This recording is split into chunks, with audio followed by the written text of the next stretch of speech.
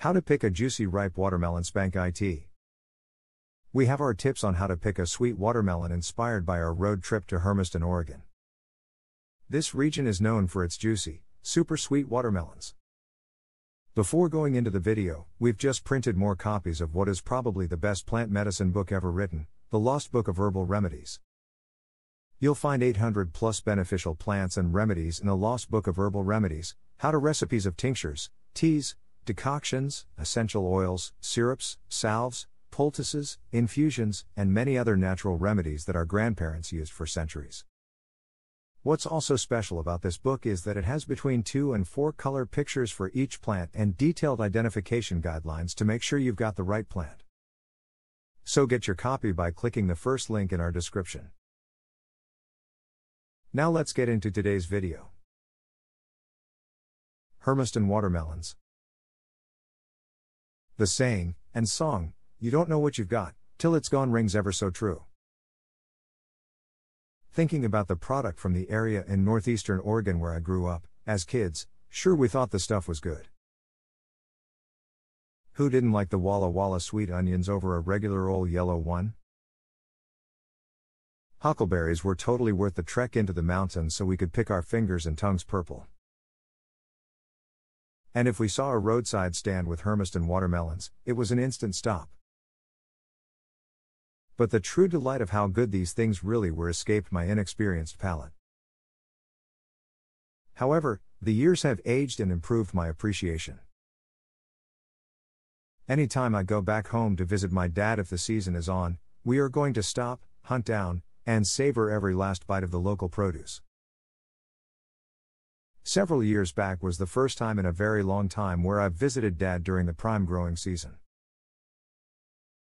Diane and I road tripped up, flew fished, and enjoyed the small communities from Southern California to northeastern Oregon.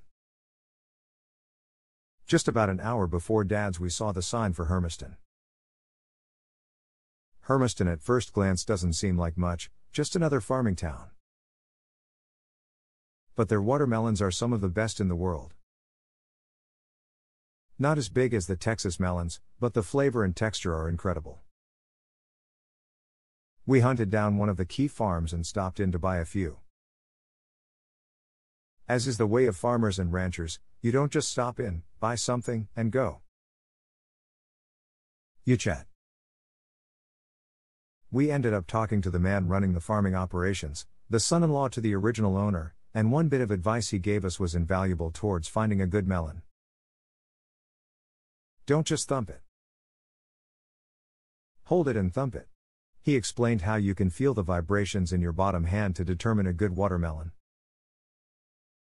Brilliant tip on how to pick a sweet watermelon. After loading up and heading down the road, we knew what we had, and we weren't going to let it go. Happy summer. Todd. How to pick sweet watermelon. 1. Some people say to thump it, we say to spank it. The key is to hold the watermelon in your other hand when you spank it, so you can feel the vibrations through the watermelon. A tighter vibration should be reflective of a crisp texture, while a mealy watermelon will have a much softer vibration. 2. Stemless is better unless you grow it yourself and cut it when it's fully ripe. If you bought it and it has a stem, it could mean that the watermelon has been picked too early, before it was ripe. Once a melon is picked from the field, it stops ripening. Without a stem, means that it was ripened on the vine on its own and the stem came off, leaving a slight crater on the end. 3. Heavy and smooth skin, the bugger should feel heavy, indicating lots of juicy goodness on the inside. And the skin should be a rich green color and smooth, meaning it had plenty of even and consistent sunbathing. 4. Field spot, yellow creamy color spot on the bottom means that it was resting on the ground and sweetened on the vine. This field spot should be a rich yellow color, indicating it had plenty of time to lay in the field and sweeten in the sun. Avoid the green all over melons, as they were usually picked too soon and didn't get to ripen in the fields. 5. Buy from a good source, kind of a no-brainer, but not all watermelons are created equal. Better growers in growing areas will usually have the best stuff.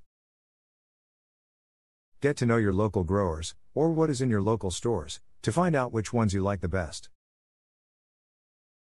And don't forget to check out the Lost Book of Herbal Remedies book, where you'll find 800 plus beneficial plants and remedies on how to recipes of tinctures, teas, decoctions, essential oils, syrups, salves, poultices, infusions, and many other natural remedies that our grandparents used for centuries. What's also special about this book is that it has between 2 and 4 color pictures for each plant and detailed identification guidelines to make sure you've got the right plant. So get your copy by clicking the first link in our description.